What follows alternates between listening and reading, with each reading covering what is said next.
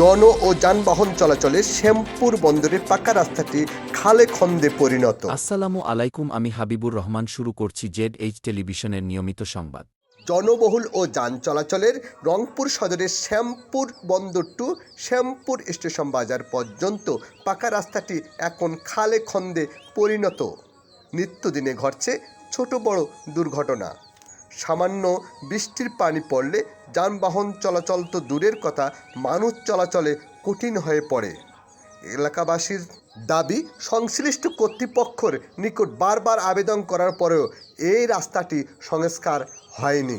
সদর উপজেলার এই চন্দনপাট গোপালপুর ইউনিয়নের সীমান্তবর্তী এলাকা এই রাস্তাটি জনবহুল রাস্তা।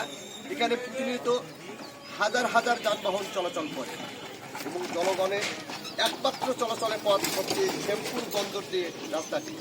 এখান থেকে পদাগঞ্জ, নারায়ণহাট, শ্যামপুর হাট, বাবুরহাট, কালীচাঁদ, পদ্মপুষ্করী সব মিলিয়ে এই রাস্তাটির একটি প্রধান সড়ক।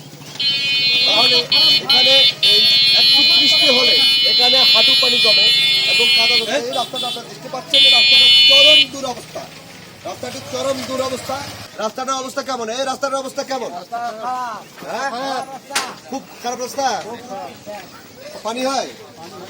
হুজুর এই সকালে একবারে পড়ি থাকে, আমরা হাঁটতে পারি না, চলতে পারি না। আপনি চলতে পারেন না? আপনার কি এখানে মাদ্রাসা আছে?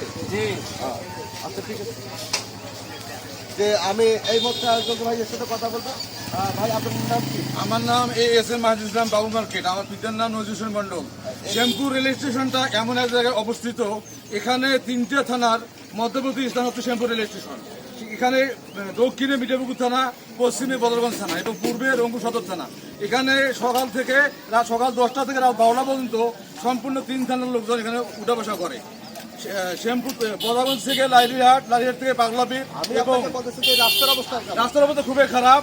এই রাস্তার জন্য আমি সরাসরি মাননীয় সমবায় মন্ত্রী এবং স্থানীয় সরকার সমবায় মন্ত্রী এবং মির্জা ফখরুল আলমগীর সাহেব, আমাদের উত্তরবঙ্গের কৃতি সন্তান, ওনার কাছে আমাদের আকুল আবেদন থাকবে এই রাস্তাটির জন্য অতি সত্বর ব্যবস্থা গ্রহণ করে।